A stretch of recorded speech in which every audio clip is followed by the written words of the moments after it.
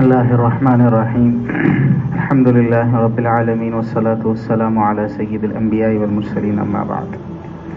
اچھا، تھوڑا سا یاد دہانی کے لیے صرف کہ ہم اصل میں سورہ یوسف کی تفسیر پڑھ رہے تھے۔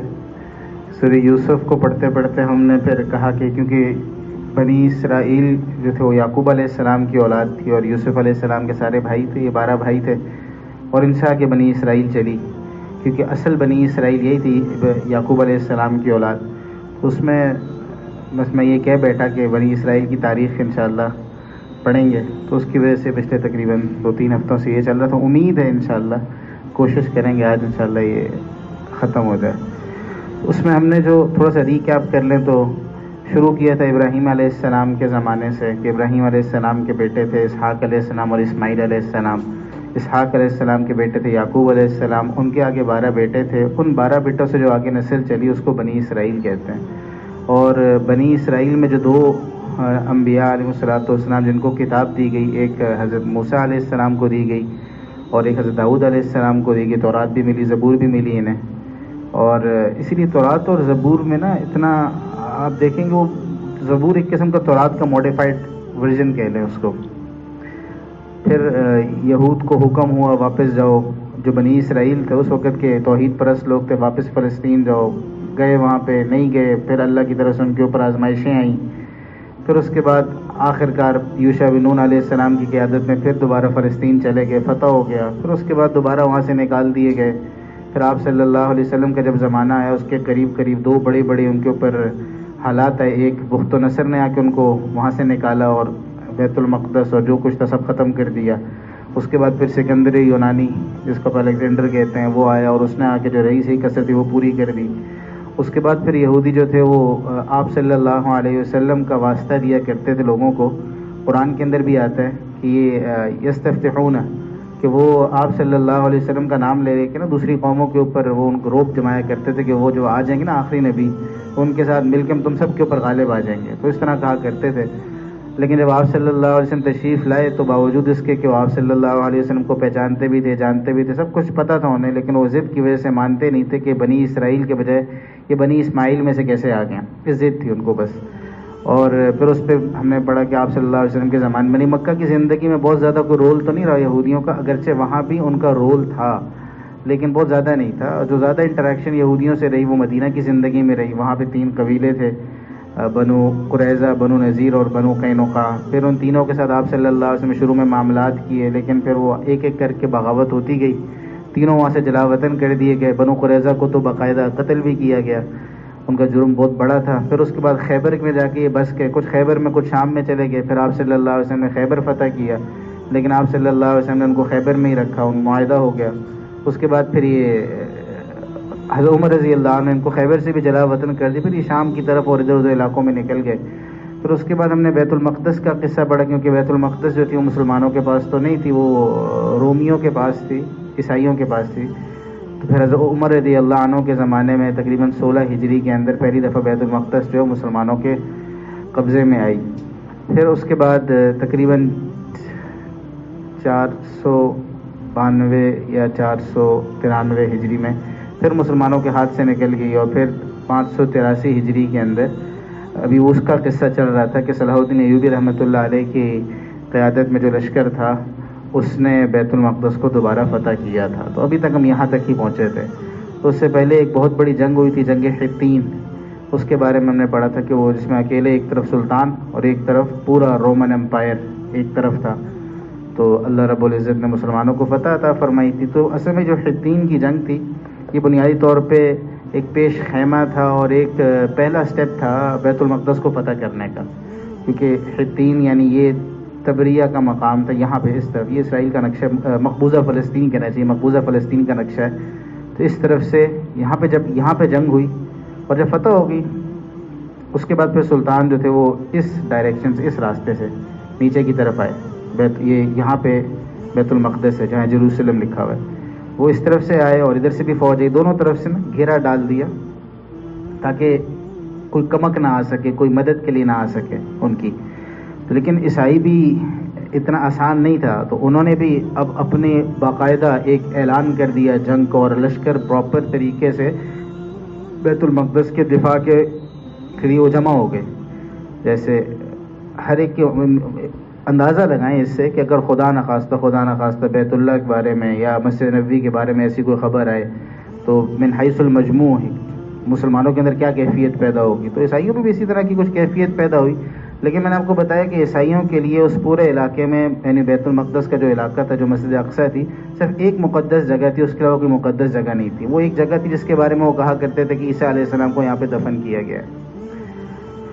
بہرحال تو اس وقت نا جو بطریق اعظم پیٹرک کو کہتے ہیں, دیکھا ہمارے سینٹ پیٹرک اسکول بھی ہے نا, اس میں یہ سارے انہی کی باقیات ہیں جو ہمارے یہاں چل رہی ہیں. ہم اس کو سینٹ تو بزرگ کو کہتے ہیں, سینٹ پیٹرک ہم کہتے ہیں اس کو ابھی تک دانستہ طور پہ یا نادانستہ طور پہ, لیکن یہ تعبیرات چل رہی ہیں. تو وہ بطریق اعظم کہہ لیں اردو میں.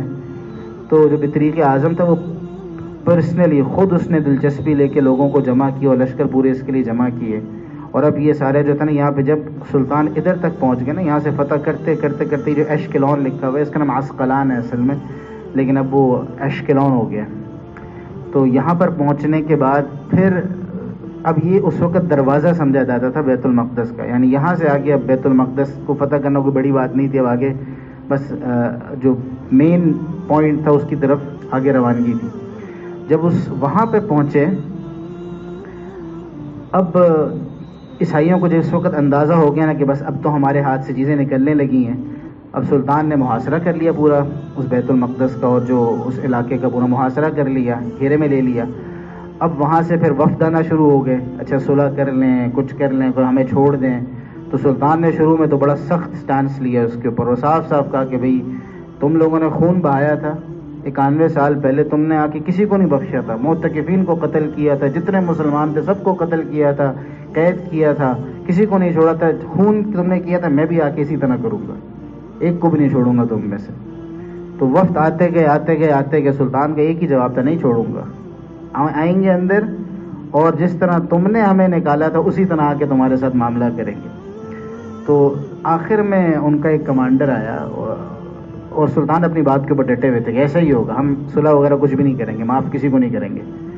لیکن جب وہ آیا تو اس نے آ کے کہا کہ ٹھیک ہے, اگر آپ ایسا کرنا کا آپ نے ٹھان لیا, ایسا کریں گے تو پھر ہم اپنے ہاتھ سے اپنے بیوی بچوں کو پہلے قتل کر دیں گے, بیت المقدس کو مسجد اقصیٰ کو گرا دیں گے, سب کچھ توڑ دیں گے, اور آپ کے جو 5000 قیدی ہمارے پاس ہیں, 5000 مسلمان جو ہمارے پاس, ہم سب کو قتل کر دیں گے, اور پھر ٹھیک ہے آپ آگے جو مرضی کر سکتے ہیں وہ کر لینا. اب یہ سلطان کے لیے ایک بہت بڑا دھچکا تھا کہ اگر خدا نخواستہ ایسا کر دیا انہوں نے, 5000 مسلمانوں کا خون ہو جائے گا, بیت المقدس کو گرا دیں گے, کس طرح کی توہین ہوگی وہاں پہ. اس کے اوپر پھر سلطان نے تھوڑا سا پھر نرمی اور پھر اس بات چیت کے اوپر وہ آ گئے. اب بات چیت ہوئی تو پھر اس میں اس کے اوپر فیصلہ ہوا کہ ہم آپس میں جتنے تمہارے قیدی ہیں وہ ہر بندے کے لیے ایک فدیہ طے ہوگی, یہ اتنی خاص اماؤنٹ رقم ہے, جو اس کو ادا کرتا رہے گا وہ جاتا رہے, شہر ہمارے حوالے کرو, جو اتنی رقم دیتا رہے گا وہاں سے نکلتا جائے گا, ایک خاص رقم طے ہوگی. اب اور وہ اتنی کوئی بڑی رقم نہیں تھی, وہ ہر بندے کی استطاعت کی کیٹیگری میں لوگوں کو تقسیم کر دیا کہ جو اس کیٹیگری کے لوگوں کی اتنی رقم ہوگی, جو اس کیٹیگری کی اتنی رقم ہوگی. لوگ دیتے گئے اور جاتے گئے, اور بہت سارے لوگ آخر میں جو نہیں دے سکتے تھے وہ بچ گئے.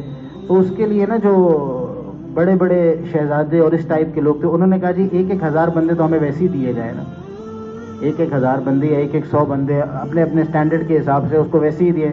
سلطان نے وہ بھی مان لیا, ٹھیک ہے جاؤ, یہ بھی ہم نے آزاد کر دیے. پھر جو لوگ آخر میں نہیں دے سکتے ان کی مدد کر کے ان کو وہاں سے کوئی خون خرابہ اس درجے کا نہیں ہوا وہاں پہ, اور اس طریقے سے بیت المقدس مسلمانوں کے ہاتھ میں آ گئی.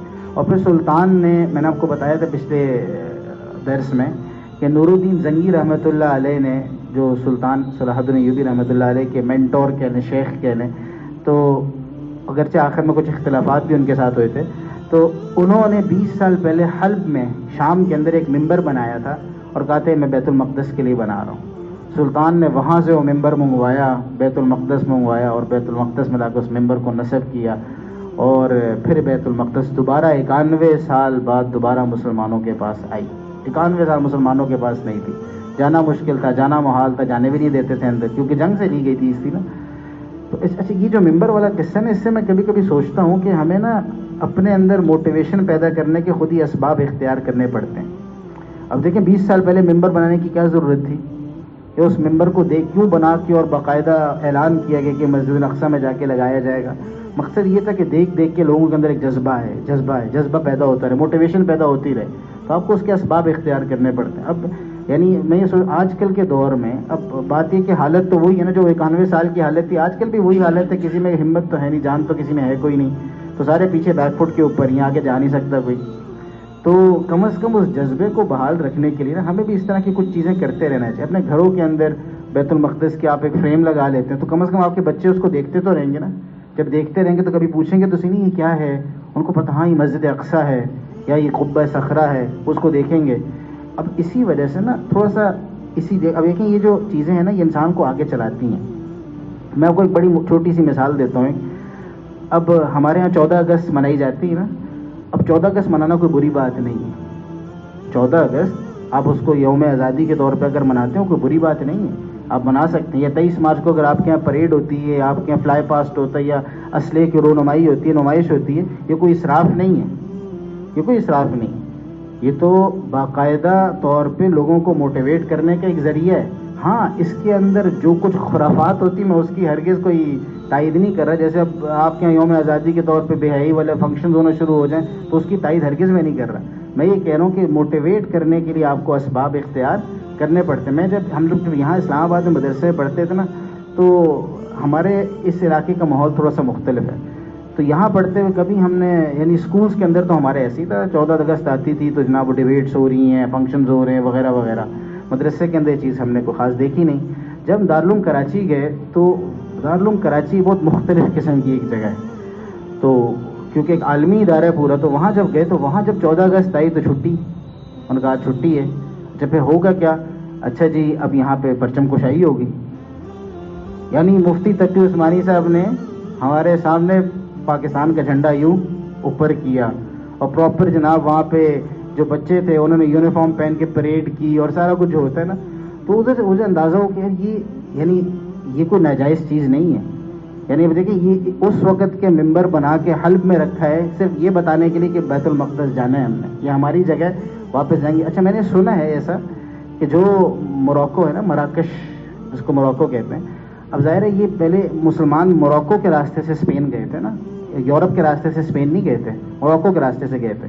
اور پھر یہ عرب تھے جو وہاں پہ اسپین میں گئے تھے. تو ابھی بھی جو اسپین کے اندر مسلمان ہیں وہ زیادہ تر عرب ہیں، جو اسپین میں مسلمان ہیں وہ عرب ہیں. تو جب یہ وہاں سے نکالے گئے اور واپس آئے تو کہتے ہیں کہ ان کے نا خاندانی طور پہ ابھی تک کچھ خاندانوں میں نے کہ پڑھا نہیں، سنی سنائی بات ہے، خاندانوں کے اندر ابھی تک یہ روایت ہے کہ وہ نا چابی خاندان نسل در نسل منتقل کرتے ہیں اور کہتے ہیں یہ ہمارے اس گھر کی چابی جو ہمارا گھر اسپین کے اندر تھا، اسپانی اندلس کے اندر ہمارا گھر تھا.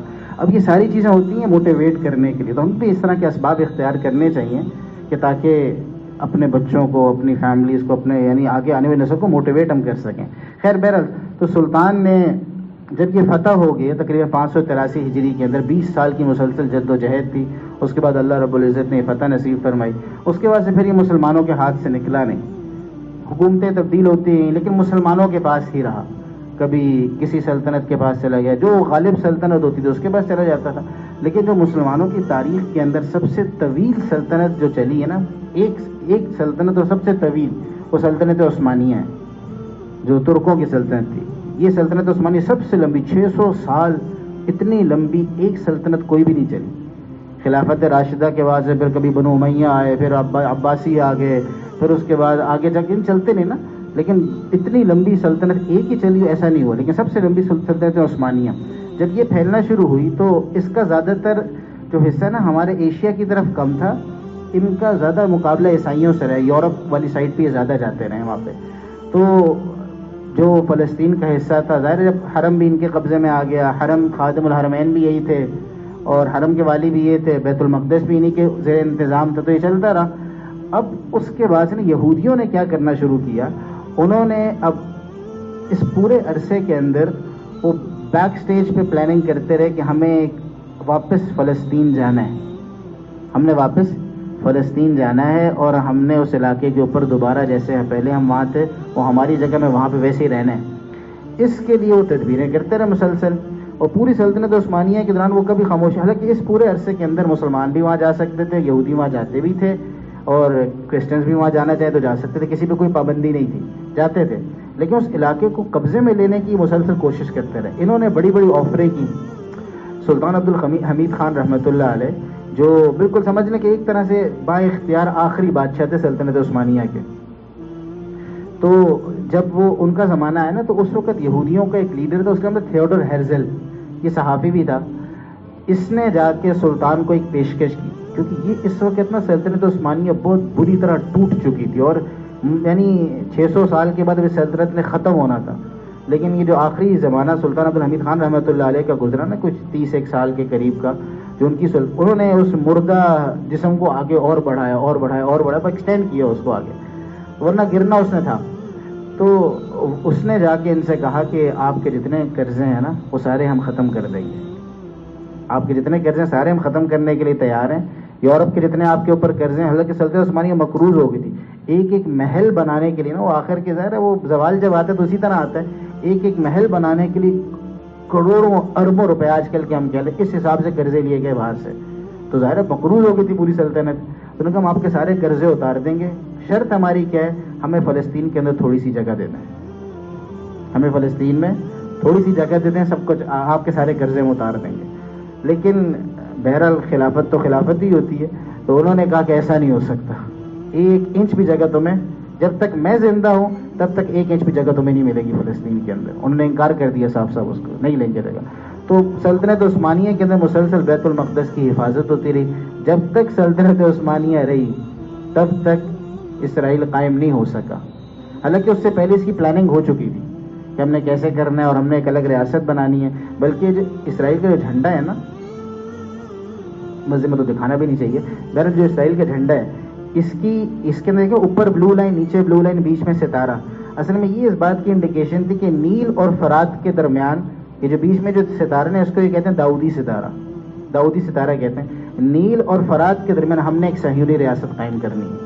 یعنی اوپر کا جو نیلا رنگ ہے یہ نیل کو تشبیہ دیتا ہے، نیچے والا فرات کو تشبیہ دیتا ہے. نیل اور فرات کے درمیان ہم نے ایک صہیونی ریاست قائم کرنی ہے. اور اس چکر میں اس وقت سے پلاننگ شروع ہو چکی تھی، کوئی نیا جھنڈا نہیں، اس وقت سے نظریے کے اوپر کام کر رہے تھے. بہرحال سلطنت عثمانیہ جو ہے وہ بھی ختم ہو گئی. 1909 میں سلطان عبدالحمید خان رحمۃ اللہ علیہ فوت. 1922 کے اندر تقریباً خلافت تو ختم ہو گئی. 1924 کے اندر باضابطہ طور کے اوپر سلطنت عثمانیہ ختم ہو گئی. ترکی وجود میں آ گیا جو آج کل کا موجودہ ترکی ہے. اب اس سے پہلے ہی، اب اس کے بعد سے نا اس کی یہ کوششیں اور تیز ہو گئی کہ ہمیں وہاں پہ ریاست بنانی ہے، ہمیں ریاست چاہیے الگ. اب اس کے لیے کیا ہوا کہ اب اس کے لیے کانفرنسیں ہونا شروع ہو گئیں. کانفرنسز ہو رہی ہیں جگہ جگہ کہ جی ہمیں الگ ریاست چاہیے. وہ کہتے ہیں بھائی ہم 2500 سال پہلے یہاں پہ رہتے تھے، ہمیں یہاں سے نکالا گیا تھا تو اس لیے جگہ ہماری ہے. حالانکہ اول تو یہ اصول ہی غلط ہے اس بات کے اوپر، جی آپ وہاں پہ رہتے تھے اور آپ وہاں سے چلے گئے تو اس لیے پھر بھی وہ جگہ آپ کی ہے. اگر یہی بات ہے تو اقبال کا ایک شعر ہے نا کہ ہے خاک فلسطین پہ یہودی کا اگر حق، کیوں حق نہیں ہسپانیہ پہ اہل عرب کا. تو پھر مسلمان بھی تو کہہ سکتے ہیں ہم 800 سال اندلس میں رحم نے حکومت کی ہے تو ہمیں وہاں سے نکالا کہ ہم بھی وہاں پہ حقدار ہیں، ہمیں وہ دے دو، تم یہ لے لو. تو حالانکہ عجیب بات یہ کہ تاریخی اعتبار سے آپ غور کریں نا، یہ 2500 سال پہلے، 2500 سال سے پیچھے نہیں جاتے، 2500 سال کا ذکر کرتے ہیں. اس کی ایک وجہ یہ ہے کہ ظاہر ہے اچھا اس 2500 سال کے اندر جو پورا ٹائم یہودی وہاں پہ رہے ہیں نا، وہ شاید 500 سال کا عرصہ بھی نہیں بنتا. ان بیچاروں کو پٹائی ہوتی رہی، کبھی ادھر کبھی ادھر کبھی ادھر کبھی ادھر، اسی طرح رہے. وہ تو رہے تو کل 500 سال کا عرصہ وہاں پر ہے. تو مسلمان تو 800 سال کے قریب اندلس کے اندر رہ چکے ہیں، تو ان کو تو وہ زیادہ حقدار ہیں وہاں پہ. اگر یہی کلیہ یہی اصول تھا تو لیکن بہرحال جس کی لاٹھی اس کی بھینس، اصول تو یہی ہے. تو اس کے بعد پھر اقوام متحدہ وجود میں آ گئی. ابھی تک اسرائیل بنا نہیں تھا، لیکن پھر نا اس کی پراپر تیاریاں شروع ہو گئیں، اور جو اس کے لیے جو پہلے کے کام کرنے کے تھے وہ سارے کیے گئے. اچھا پھر اس کے بعد نا 1923 سے لے کے 1929 تک، اچھا یہاں تک کی جتنی میں نے باتیں کی نا اس سے تھوڑا پیچھے تک، وہ ساری کتابوں کے ریفرنسز تھے جو کتابوں میں لکھی ہوئی. اس سے آگے کی جو میں باتیں کر رہا ہوں نا، اب یہ زیادہ تر باتیں جو ہیں یہ لیکچر سے یا تاریخ دانوں سے سنی ہوئی ہیں. میں نے کہ اس کا مطالعہ باقاعدہ طور پہ نہیں کیا ہوا، تو مجھے کوئی کتاب وغیرہ اس موضوع کے اوپر میں نے نہیں پڑھی. اچھا لیکن کیا نام وہ کہتے ہیں 1923 سے لے کے 1929 تک 82,000 یہودیوں کو باقاعدہ طور پہ جمع کر کے فلسطین لایا گیا 1929 تک. اور کہتے ہیں 1929 سے 1939 تک 2.5 لاکھ سے بھی زیادہ یہودیوں کو وہاں پہ بسایا گیا. اور کہتے ہیں اس میں جو یہ جو آپ کی ریاست ہے نا روس وغیرہ کی سائڈ کی، یہاں سے بہت زیادہ یہودی ہے. ان علاقوں کے یہودی بہت زیادہ تھے. کہتے ہیں 1939 سے 1945 تک تو بہت ہی زیادہ بڑی تعداد میں یہودیوں کو وہاں لا کے بسایا گیا. اس میں صرف ان کی غلطی نہیں تھی، غلطی ہمارے مسلمانوں کی بھی بہت زیادہ تھی. پھر ہوا یہ کہ لوگوں نے جب پیسہ تو بہت تھا تو آتے تھے، زمینیں خریدتے تھے، ڈبل پرائز کے اوپر ٹرپل پرائز کے اوپر لوگ بیچتے تھے. لوگ تو ذرا لالچ تو انسان کے اندر ہے تو وہ لوگ بیچتے تھے. اچھا، اس زمانے کے علماء نے فتویٰ دیا اس بات کے اوپر کہ کوئی فلسطین کی زمین بیچنا جائز نہیں. خاص طور پر ہمارے ہندوستان کے علماء نے فتویٰ دیا. اس وقت تو بڑے صغیر تھا نا، مشترکہ تھا، تو اس وقت انہوں نے فتویٰ دیا. تو اس کے اوپر انہوں نے کہا جی ان لوگوں کو کیا پتا، ان لوگوں کو دین کا کیا پتہ، یہ کہہ دیا. اور یہ کہہ کے انہوں نے یعنی کوئی اہمیت نہیں دی اس بات کو اور چلتے چلے گئے. نتیجہ یہ نکلا کہ وہ ظاہر ہے پھر وہ فلسطین کی زمین کچھ بیچتے گئے، کچھ انہوں نے ہیلے بہانے کر کے خرید لی. وہ کبھی کبھی ایسا کرتے تھے، کسی مسلمان کو پیسے دے کے خرید لیتے تھے کہ یار تم زمین خریدو، فرنٹ فیس تم ہوگے، پیچھے اصل میں خریداری ہم کر رہے ہوں گے. اس طریقے سے کر کے دھوکہ بازی سے ہم نے زمینیں خریدی، کر کے انہوں نے ایک بہت بڑا علاقہ اپنا کر لیا. اور پھر اس کے بعد اقوام متحدہ وجود میں آ گئی، جو یونائٹڈ نیشنز ہے، جس کے اندر ظاہری طور پہ ظاہر ہے پوری دنیا کے نمائندے بھی آ گئے اور وہ ایک ادارہ بن گیا. اس ادارے کے اندر پھر یہ قرارداد پیش ہوئی. تو اقوام متحدہ کو تو خیر آج بھی مسلمانوں کے ظلم کم نظر آتے ہیں، پتہ نہیں اس زمانے میں بھی کیا ہوگا. تو اس زمانے میں پھر اس کے بعد یہ باقاعدہ طور پہ اسرائیل کی ریاست 1948 کے اندر قائم ہو گئی. 1948 میں اسرائیل کی ریاست قائم ہوئی. ظاہر ہے پاکستان سے اس کی مخالفت ہی کرتے ہیں. مخالفت کرنے کی وجہ ان کا یہودی ہونا نہیں ہے. کسی بھی ریاست کی کوئی یہودی ریاست تو اس بنیاد کے اوپر مخالفت نہیں ہے. مخالفت ہماری مقبوضہ فلسطین ہونے کی بنیاد کے اوپر ہے. ورنہ تو ظاہر ہے آپ کے کتنے عیسائی ملکوں سے تعلقات ہیں، آپ کے ملک تعلقات تو کسی ملک سے ہیں. تو اگر یہودی ملک بھی ہو تو اس سے بھی تو آپ صلی اللہ علیہ وسلم کے مدینہ میں تعلقات رہے ان سے، تو پھر کیا مسئلہ ہے؟ مسئلہ ہمارا یہ کہ وہ مقبوضہ ہے اور جال سازی ہے، دھوکہ بازی ہے، قبضہ ہے، اس کے اوپر مسئلہ ہے ہمارا. خیر، اچھا، علامہ اقبال رحمۃ اللہ علیہ کے شعر ہے بڑے زبردست، اور یہ اسی کے اوپر ہے. کیونکہ علامہ اقبال تو پاکستان بننے سے بھی پہلے فوت ہو گئے اور اسرائیل تو 1948 میں بنا ہے. وہ کہتے ہیں کہ زمانہ اب بھی نہیں جس کے سوز سے فارغ، میں جانتا ہوں وہ آتش تیرے سوز میں ہے. یعنی اب بھی جس چیز کے اوپر لوگوں کے درمیان ڈسکشنز چل رہی ہیں، اصل موضوع تم لوگ ہو اس کے. تیری دوا نہ جنیوا میں ہے نہ لندن میں ہے، فرنگ کی رگے جہاں پنجے یہود میں ہے. وہ کہتے ہیں اس وقت کانفرنسز ہوتی تھی نا، جنیوا کے اندر سوئٹزرلینڈ میں کانفرنسز ہو رہی ہیں، لندن میں کانفرنسز ہو رہی ہیں، اور جناب بات ہو رہی کہ ہونا چاہیے نہ ہونا چاہیے. تو علامہ اقبال کہہ رہے ہیں کہ تیری دوا نہ جنیوا میں ہے نہ لندن میں ہے، تم جہاں بھی جو تمہاری بات مانی چلے گی. فرنگ کی رگے جہاں پنجے یہود میں، فرنگ کہتے ہیں انگریز کو. کہتے ہیں انگریز کی تو ساری جان تو یہودیوں کے ہاتھ میں آئی ہوئی ہے، اور تو کانفرنسوں میں تمہاری کون سی بات چلے گی وہاں پہ. سنا ہے میں نے غلامی سے امت کی نجات، خودی کی پرورش و لذت نمود میں. تو یعنی یہ اس وقت سے نا یہ ایک سلسلہ چل پڑا تھا. پھر شروع میں جب اسرائیل قائم ہوا، پھر وہ بن گئی بہرحال ریاست، جو بھی مقبوضہ ریاست بننی تھی بن گئی شروع میں. لیکن وہ نا ایک چھوٹی ریاست تھی، وہ بڑی ریاست نہیں تھی. بیت المقدس اس کے اندر نہیں تھا. فلسطین کا حصہ تو ان کو ملا تھا، لیکن بیت المقدس اردن کے زیر اثر تھا. کیونکہ جب تک ہوا یہ تھا کہ سلطنت عثمانیہ کے زمانے تک نا جو یہود تھے یا پھر جو دوسرے استعماری قوتیں تھیں، طاقتیں تھیں، انہوں نے جو کمزور مسلمانوں کی چھوٹی چھوٹی سلطنتیں بنی تھیں نا، ان کے اوپر اپنا اثر و رسوخ قائم کر لیا تھا. سلطنت عثمانیہ پہ براہ راست نہیں کر سک رہے تھے، اس لیے اس کو گرانا ضروری تھا. جب سلطنت عثمانیہ ٹوٹ گئی تو انہوں نے سب سے پہلے کیا کیا کہ جو شام تھا نا، میں نے آپ کو بتایا کہ شام، جب تاریخ میں شام کا لفظ بولتے ہیں تو اس کا مطلب ہوتا ہے فلسطین، لبنان، اور یہ آپ کا آج کل کا شام ہے، اور یہ سارا علاقہ اس کے اندر آتا ہے. یعنی یہ صرف یہ نہیں ہے، بلکہ اس میں پھر یہ بھی آ جاتا ہے، اردن بھی آ جاتا ہے، پھر آپ کا پورا شام بھی اس کے اندر آتی ہے، ترکی کا نیچے کا حصہ بھی اس کے اندر آ جاتا ہے. تو یہ اچھا خاصا بڑا علاقہ بنتا ہے جس کو ہم بلاد الشام کہتے ہیں. اس سے مراد یہ ہوتا ہے، اس سے مراد صرف آج کل والا شام نہیں ہے جو چھوٹا سا یہ ہے. تو انہوں نے سب سے پہلے یہ کیا کہ بلاد الشام کے ٹکڑے کر دیے اور الگ الگ چھوٹی چھوٹی ریاستیں بنا دیں.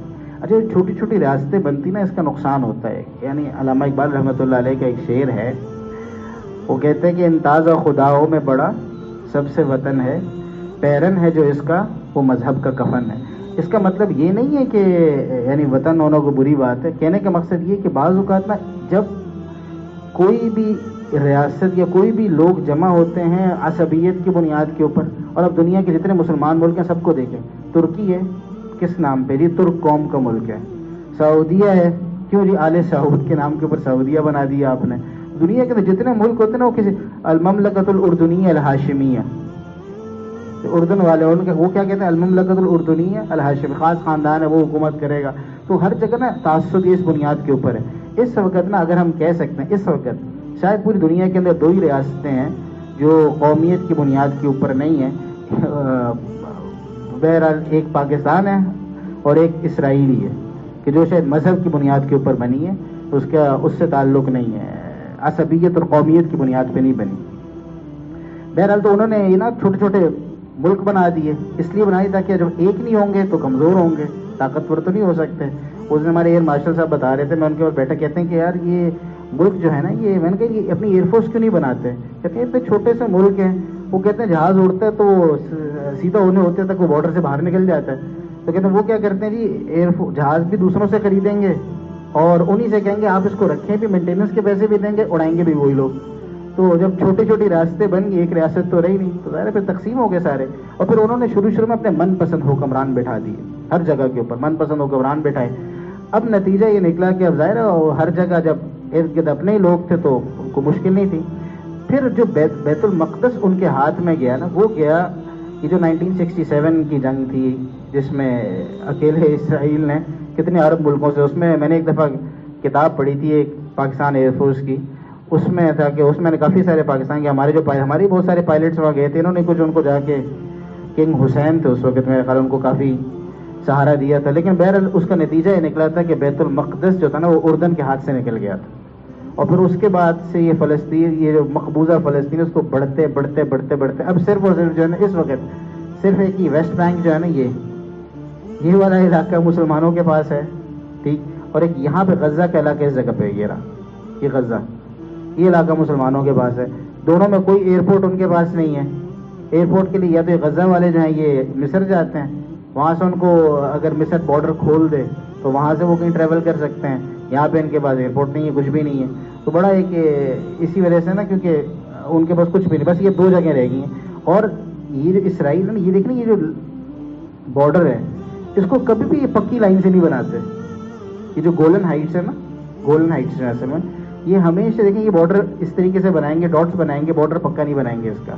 اس کی وجہ یہ کہ یہ گولن ہائٹس کو اپنے اس میں شمار کرتے ہیں، گولن ہائٹس کو یہ اپنے اس کے اندر ڈال دیتے ہیں کہ یہ گولن ہائٹس کا بھی حصہ جو یہ ہمارا ہے. خیر بہرحال تو اب جب اسرائیل وجود میں آ گیا، بیت المقدس بھی ان کے پاس چلا گیا، تو یہ ایک پوری کہانی تھی کہ بیت المقدس کہاں سے ان کے پاس تھا، پھر دوبارہ مسلمانوں کے پاس ہے، اور یہاں پہ آ کے یعنی 583 ہجری سے لے کے ابھی 1400 یعنی تقریباً کچھ 800 سال کے 700 ساڑھے 700 سال بعد مسلمانوں کے ہاتھ سے عملی طور پہ نکل گیا. تو لیکن یہ کوئی ایسی مایوسی کی بات نہیں ہے، اس میں مایوسی کی کوئی بات نہیں، مایوسی ہمارے اندر خود پیدا کی جا رہی ہے. میں آپ کو ایک حقیقی قصہ سناتا ہوں، اب تو یہ ختم ہو گیا، یعنی میں کسی اس بنیاد پہ نہیں، کسی کوئی انالیسس کسی اور کا نہیں ہے. ہم لوگ ترکی میں تھے 2020 کے اندر، تو ہم لوگ جماعت میں تھے. خیر تو ایک عرب آیا نا ہم سے ملنے کے لیے، تو اس سے ملاقات ہوئی، بات چیت ہوئی، تو پتہ لگا وہ اسرائیل کا ہے، مسلمان تھا اسرائیل کا. تو میں صرف یہ بات اس لیے سنا رہا ہوں تاکہ ہمیں کوئی حوصلہ ہے، وہ مایوسی کی کوئی کیفیت نہیں ہے اس میں. تو اس سے میں ملا، تو اس سے جب پتہ لگا اسرائیل کیا، تو میں نے اسے گپ شپ لگائی کافی، اچھا کیا حالات ہیں وہاں پہ. تو میں آپ کو تھوڑی سی بات بتاتا ہوں جو اس نے مجھے بتائی. مجھے کہنے لگا کہ میں نے پہلے اس سے پوچھا کہ اسرائیل کے اندر مسلمان کتنے، پاپولیشن کیا ہے. تو اس نے مجھے کہا کہ تقریباً 25 سے 30% مسلمان عرب ہیں، اور 10% جو دوسری مائنورٹیز ہیں، اور تقریباً 60% یا 65% یعنی وہ اس میں جو بھی کچھ ہو سکتا ہے، تو اتنے یہودی ہیں. اچھا اگلا سوال میں نے اس سے پوچھا کہ یار ہم نے تو سنا ہے کہ یہودی جو ہیں بہت مذہبی ہوتے ہیں اور بہت دیندار ہوتے ہیں، اپنے مذہب سے بہت اٹیچمنٹ ہوتی ہے ان کی. کہتے جھوٹ ہے. کہتے اس سے اندازہ لگا لو صرف کہ ان کے مذہب میں سیٹرڈیز کو ٹریول کرنا مذہبی طور پر پسندیدہ بات نہیں ہے، منع ہے. اور وہاں پہ نارمل ٹریفک ہوتی ہے سیٹرڈے کو، نارمل ٹریفک ہے. تو وہ جو کہتے ہیں کہ صرف 2% ایسے ہیں کہ جو اپنے دین سے بہت اٹیچڈ ہیں. باقی کہہ رہا ہوں تو مجھے کہتے ہیں کہ وہاں پہ ایتھیسٹ بہت ہو رہے ہیں لوگ، اور جیسے پوری دنیا کے اندر ہو رہے ہیں. تو کہتے ہیں وہاں پہ بھی لوگ مذہب سے بیزار ہو رہے ہیں، ایتھیزم بہت زیادہ آ رہے ہیں، لوگ ایتھیسٹ ہوتے جا رہے ہیں. پھر میں نے کہا کہ مسلمان بھی ہوتے ہیں لوگ. تو اس کا کہنا یہ تھا کہ یار عورتوں کے اندر مردوں کی نسبت ریشو زیادہ ہے، عورتیں زیادہ مسلمان ہو جاتی ہیں، مرد مسلمان کم ہوتے ہیں. پھر اس کے بعد میں نے اس سے ہم لوگ نا بہت سنتے رہے یہ بات نا، اور جان بوجھ کے کسی وجہ سے ہمارے ذہن میں یہ بات ڈالی گئی ہے کہ آپ پہلے سے گھبرائے رہے. میں نے کہا سنا ہے ہم نے کہ یہ یہودی بہت بہادر ہوتے ہیں اور ان کی فوج ایسی ہے اور وہ اس طرح بہت بہادر لوگ ہوتے ہیں. تو جب میں نے اس کو یہ کہا نا وہ اتنے زور کا ہنسا اور کہتا واللہ جبانا، اللہ کی قسم بزدل ہے، بالکل بزدل ہیں. تو اس نے مجھے اپنا ایک قصہ سنایا. کہتا کہ میں اپنی اہلیہ کے ساتھ تل ابیب جا رہا تھا، وہاں کا جو کیپٹل ہے. ہم ٹرین پہ جا رہے تھے تو کہتے کہ میرے سامنے ایک دم سے نا وہ خاتون پولیس آ گئی، اس نے پستول تان لی اور کہا کہ چہرہ دکھاؤ بیگم کو میری. اس نے نقاب کیا ہوا تھا. تو میں نے کہا نہیں یہ تو نہیں ہو سکتا، میں تو نہیں دکھاؤں گا. تو اس نے کہا میں گولی چلا دوں. کہا شوق سے چلاؤ، میں اگر تم نے دیکھنا آئیڈینٹی چیک کرنی تو سامنے کمرہ بنا ہے وہاں جاؤ، جا کے چیک کر لو. آئیڈینٹی ہمارے پاس آئی ڈی کارڈ بھی سب کچھ ہے، جا کے جو تم نے اپنی تفتیش کرنی کر لو. تو اس نے کہا نہیں میں اور نفری بلاؤں گی، اور پولیس والے آ گئے اور نفری آ گئی. میں نے کہا پھر بھی ایسا نہیں ہو سکتا. کہتے ہیں خیر اپنا ہر طرف سے پولیس والوں نے ہمارے اوپر پستولیں تانی ہوئی تھی. تو ویسے میں نے اس سے پوچھا، میں نے کہا ڈر نہیں لگا آپ کو؟ کہتا مجھے تو 1% ڈر نہیں لگ رہا تھا اس وقت ان سے. البتہ کہہ رہا کہ میں خود دیکھ رہا تھا کہ میری جو سائڈ پہ پولیس والا کھڑا تھا نا وہ اس نے پستول میرے اوپر تانی ہوئی تھی اور میں خود دیکھ رہا تھا اس کے ہاتھ کانپ رہے تھے پستول پکڑ کے. کہتے پھر اس کے بعد ان کا بڑا افسر آگے سے کیا مسئلہ ہے. تو میں نے اس کو کہا بھی بات ہی کہ یہ اگر تفتیش کرنا چاہتے ہیں سامنے کمرے جائیں تفتیش کریں، میں نے تو منع نہیں کیا اس سے، تو لیکن یہاں پہ تو میں چہرہ نہیں کھولوں گا. تو اس نے کہا ہاں بات تو بالکل ٹھیک ہے، یہ کہہ کے وہ لے گئے. تو پھر آخر میں اس سے میں نے کہا کہ تو اس کو پروپوگنڈا ہے دنیا کے اندر جو ہمارے اوپر ایک خوف کی فضا ڈالی جا رہی ہے جانتے بوجھتے ہوئے. نہیں تم کچھ کر ہی نہیں سکتے، تم پھڑک بھی نہیں سکتے، تم تو ہلکا سا ہلو گے بھی تو تم کچھ نہیں کر سکتے. یہ خوف کی فضا باقاعدہ طور پہ جانتے بوجھتے ہوئے ڈالی جائے. تو مایوسی نہیں ہے، اللہ رب العزت بڑے ہیں، اللہ کا دین بڑا ہے. زوال بھی آتے ہیں، عروج بھی آتے ہیں، ہر قوم کے اوپر یہ چلتے رہتے ہیں حالات.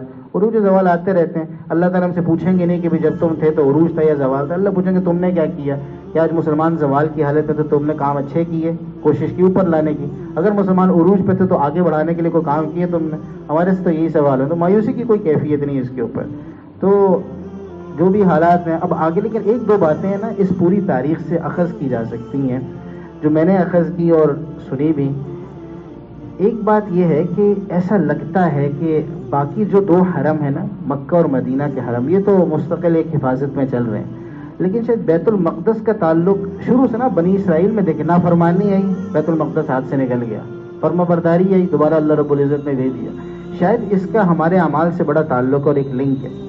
شاید ان جنرل جب مسلمان جو ہیں وہ خیر کی طرف آتے ہیں تو اللہ رب العزت جو ہے وہ اس کو آپ کو دے دیتے ہیں ایز اے گفٹ، اور جب آپ اس سے دور ہونا شروع ہوتے ہیں تو پھر وہ آپ کے ہاتھ سے نکل جاتے ہیں. دوسری ایک بات یہ ہے کہ ابھی تک جتنی آپ نے اس کی شروع سے ابھی سے نہیں مسلمانوں کے بعد سے اس سے پہلے سے جتنی دفعہ بیت المقدس ہاتھ میں آیا ہے وہ ہمیشہ جہاد سے آیا ہے، لڑائی ہوئی ہے اور پھر بیت المقدس ہاتھ میں آیا. اس کا مطلب ہے کہ شاید اس کے علاوہ آپ نیگوشیشن سے، پولیٹکس سے اور اس چیز سے ڈیلے ٹیکٹکس تو ساری استعمال کر سکتے ہیں، لیکن جب کبھی بھی مسلمانوں کے ہاتھ میں آئے گا شاید اس کا طریقہ وہی ہوگا جو آج سے پہلے رہا ہے. تو یہ جتنی تاریخ پڑھ رہے ہیں اس سے یہ بات سمجھ میں آ رہی بظاہر. باقی واللہ عالم اللہ رب العزت کی حکمتیں اور اللہ رب العزت کی فیصلے کیا ہیں وہ تو اللہ رب العزت جانتے ہیں.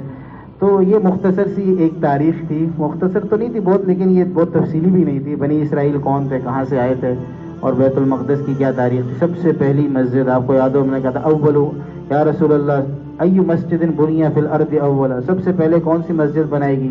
قال مسجد الحرام. ثم ایو قال مسجد الاقصی، اس کے بعد مسجد اقصی بنائی. کم کانا بینہ ویسا دونوں کے درمیان کتنا فاصلہ تھا، کتنا وقت تھا دونوں کے درمیان؟ کا 40 سنہ، صرف 40 سال. تو یہ تو تاریخ وہاں سے شروع ہوگی آدم علیہ السلام یا ان کے قریب کی اولاد سے شروع ہوگی اور چلتا رہے گا جب تک اللہ رب العزت چاہیں گے. دیکھتے ہیں آگے کیا ہوتا ہے. سارا مدار ہمارے اوپر ہے، ہمارے اعمال کے اوپر ہے. جیسا کریں گے ویسے اللہ رب العزت سے فیصلے آئیں گے.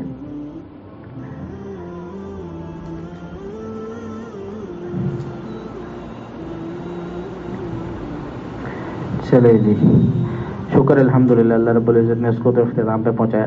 ہم پڑھ سورہ یوسف رہے تھے تو انشاءاللہ واپس اپنی جو سورہ یوسف تھا نا اس کے اوپر تھوڑا سا اس کو بتا دوں. سورہ یوسف میں ہم کیا پڑھ رہے تھے؟ سورہ یوسف میں ہم نے شروع میں یہ پڑھا تھا کہ یوسف علیہ السلام نے خواب دیکھا تھا اور خواب اپنے والد صاحب کو بتایا. پھر اس میں ہم نے پڑھا تھا کہ خواب کی شرعی حیثیت کیا ہے. پھر اپنے والد صاحب کو جب خواب سنایا تو انہوں نے کہا کہ دیکھو اپنے بھائیوں کو نہ بتانا، یہ تو بھائی دشمن نہ بن جائیں. پھر وہ بھائیوں نے جا کے والد صاحب سے کہا کہ آپ ہمیں اجازت دیں، ہمارے ساتھ کیوں نہیں بھیجتے یوسف کو، ہم بھی ساتھ اس کو لے کے جائیں، کھائے گا کھیلے گا کودے گا ہمارے ساتھ. تو بس یہیں تک پڑھی تھی سورہ یوسف. اس کے بعد سے ہم وہاں سے ڈائیورٹ ہو کے اس کے اوپر آ گئے تھے. چلے پھر کل سے انشاءاللہ اللہ نے چاہا تو دوبارہ جہاں سے ہم نے چھوڑا تھا وہیں سے کنٹینیو کریں گے انشاءاللہ. کوئی سوال ہے اس بارے میں؟ بنی اسماعیل سے بھی، یعنی اسماعیل علیہ السلام کی اولاد میں سے بھی. بنو اسحاق سے بنی. اصل میں بنی اسرائیل کا جو لقب ہے نا، وہ لقب یعقوب علیہ السلام کی وجہ سے پڑا ہے نا. اسرائیل ان کا لقب تھا، عبداللہ.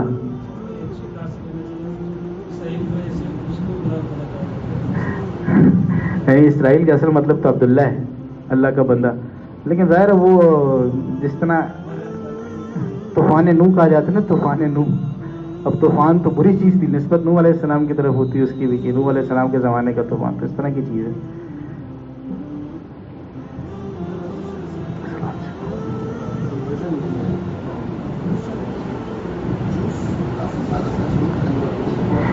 جوس کے جو نام آتے ہیں نا، بڑے بڑے نام، وہ تھوڑے سے آتے ہیں. مطلب عبداللہ ابن سلام رضی اللہ عنہ کا نام آتا ہے.